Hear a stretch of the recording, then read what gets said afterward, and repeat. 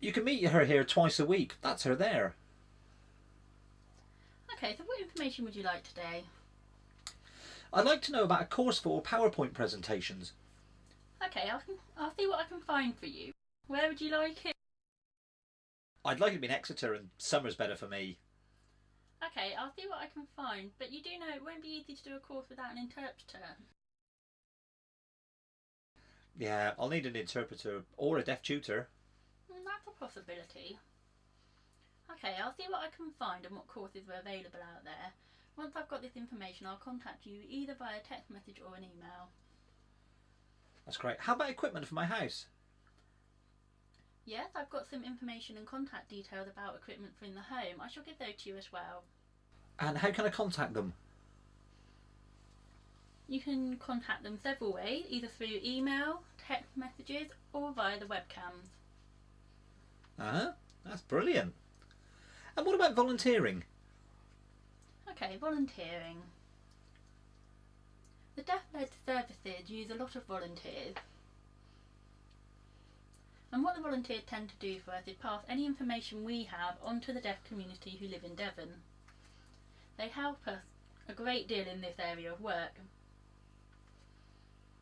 The volunteers also benefit from coming to Living Options Devon for their work experience. They can build their confidence this way and maybe get a job in the future. Really interesting. Yeah, so you see what I mean about the Pathways Advisor? Yes, I'm going to remember this information. And remember earlier they were talking about volunteers. Let's have a look at another example.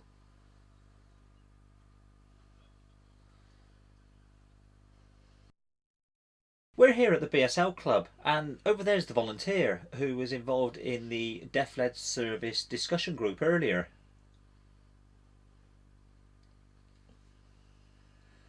She was there to gather information which she can then pass on to the deaf community. And also the deaf community can talk to her about any issues or problems that have arisen, and she can feed that back to Living Options.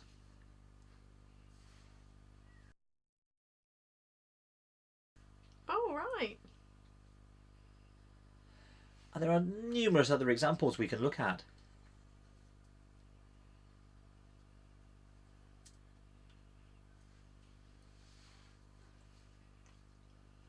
We're here at the Exeter Visitor and Information Centre, where you can buy tickets for the Air Show or the Devon County Show.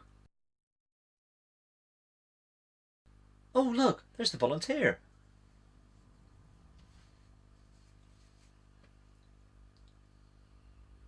Hello.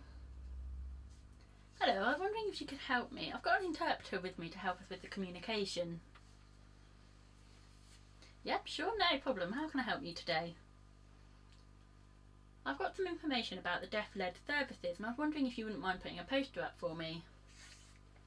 Sure, yeah, that'd be fine, no problem.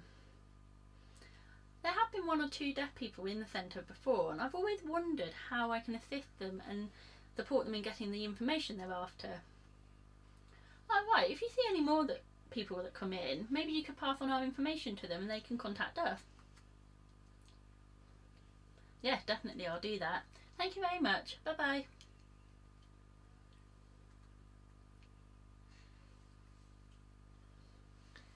So the volunteer can access the interpreting services? Yes, the Deaf-led service will provide an interpreter for volunteers.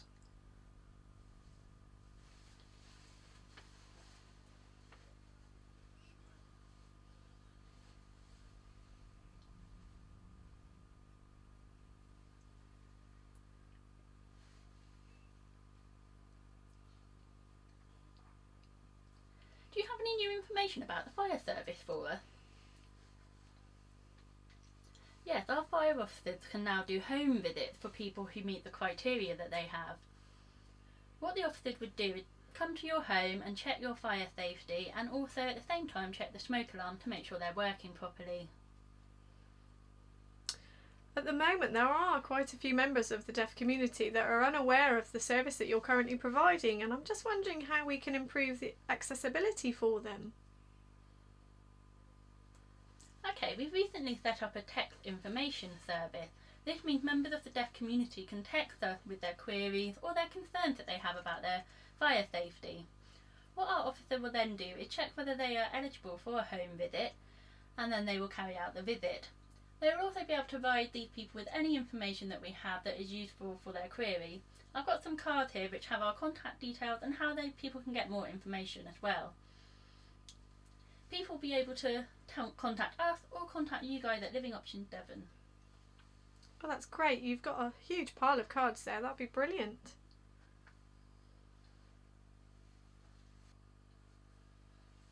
It's important that the deaf-led service regularly liaise with other services, for example the fire service, police, hospitals, council, etc., as they have an obligation to try to improve accessibility for deaf people.